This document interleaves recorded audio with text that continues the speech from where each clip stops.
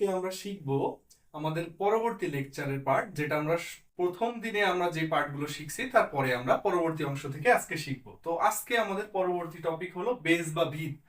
তো আমরা গতদিন জানছি যে নিজস্ব মান ও স্থানীয় মান বা অবস্থান এইগুলো সম্পর্কে, বাট আমাদের একটা টপিক বাদ ছিল, সেটা হলো বেস বা ভিত এটা কি। তো ফার্স্ট অফ অল আমাদেরকে জানতে হবে যে আমাদের এই যে বেস বা ভিত এটা আসলে কাকে বলা হয়। সো আমরা যদি এখানে দেখি, কোন সংখ্যা পদ্ধতির বেস বা ভিত হচ্ছে কি ওই পদ্ধতিতে ব্যবহৃত মৌলিক চিহ্ন সমূহের সমষ্টি। আচ্ছা ভাইয়া, এটা তো অনেক কঠিন করে লেখা, বুঝতে পারতেছি না। আচ্ছা, আমরা এখনই বুঝাই দিতেছি। তো আমাদের পজিশনাল সংখ্যা পদ্ধতি এখন আমরা জানবো চার প্রকার।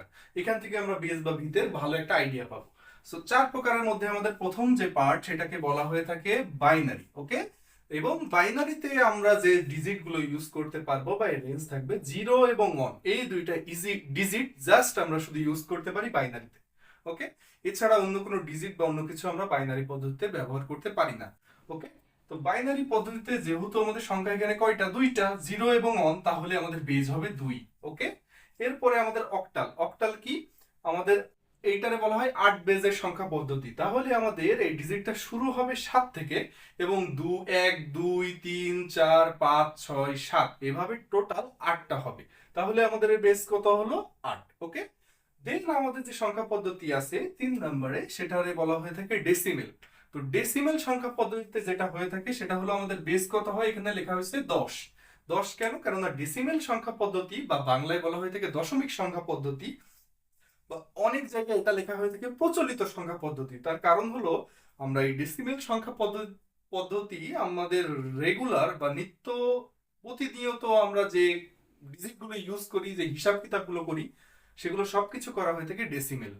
তো আমাদের এই ডেসিমেলে 0 থেকে শুরু হয় এবং 9 পর্যন্ত চলে। তাহলে 0 1 2 3 4 5 6 7 8 9, তো টোটাল কতগুলো ডিজিট হলো? 10টা। তাহলে এর বেস বা ভিত হবে 10।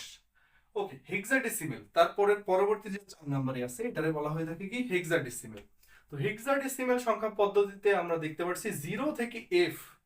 আচ্ছা, এফ এতক্ষণ ধরে আমরা 0 থেকে 9 7 এগুলো পড়লাম, বাট এফ এটা কই থেকে আসলো, তাই না? তো আমাদের এইটা আগে আমরা একটু জানি যে এটা টোটাল হলো আমাদের বেজ হয় হলো 16।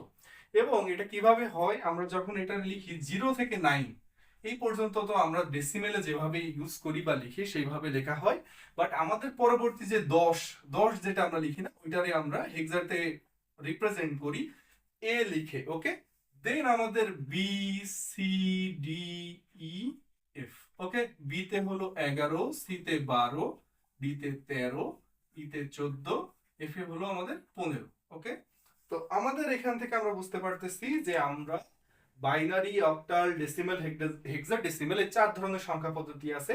এবং বাইনারির বেস হলো 2, তার কারণ এখানে আমরা সংখ্যা ইউজ করতে পারি 0 এবং 1। দেন অক্টাল, অক্টালের বেস হলো 8, আর আমরা এখানে সংখ্যা ইউজ করতে পারি 0 থেকে 7 পর্যন্ত। দেন থার্ড হচ্ছে ডেসিমেল। ডেসিমেলে আমাদের বেস হলো 10 এবং আমরা এখান থেকে সংখ্যা ইউজ করতে পারি 0 থেকে 9 পর্যন্ত। ওকে, দেন আমাদের হেক্সাডেসিমেল। হেক্সাডেসিমেলে আমরা 0 থেকে এ পর্যন্ত ইউজ করতে পারি এবং এর বেস টোটাল কত হবে? 16। কেন? তার কারণ 0 থেকে 9 10টা, আর বাকি 6টা আমরা ইউজ করি A B C D E F. Okay, তো আমরা এইভাবে ইউজ করি এবং এর রিপ্রেজেন্ট করা হয়, যেটা সেটারে সংখ্যা হিসাবে ধরা হয় 10, তারপরে 11 12 13 14 15।